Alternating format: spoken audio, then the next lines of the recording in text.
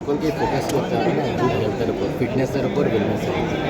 কারণ আমরা সবসময় রোগের দিকে ফোকাস করি, অসুস্থ হয়ে হাসপাতালে ভর্তি হওয়ার কথা ভাবি, কিন্তু আমাদের হাসপাতালে যাতে যেতে না হয় তার জন্য আমাদের ফিটনেস ভীষণ জরুরি। আমাদের গুড হেলথ, ফিজিক্যাল হেলথের জন্য বিশেষ করে আজকের দিনে যখন আমাদের মোবাইল হাতের মধ্যে একটা মোবাইল, আগে বোকা বাক্স বলা হতো টেলিভিশনকে, এখন মানে বোকার থেকেও আরও কিছু হয় সেরকম বাক্স হয়ে গেছে আমাদের মোবাইলটা, যেখানে রিল আর রিল ছাড়া আমরা দিন শুরু হয় রিল দিয়ে, শেষও হয় রিল দিয়ে।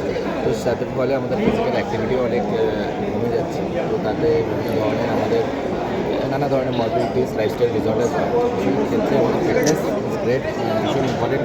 আর আপনার কিছু এক্সট্রা স্কিল লাগে না রানিংয়ের জন্য, জাস্ট রান।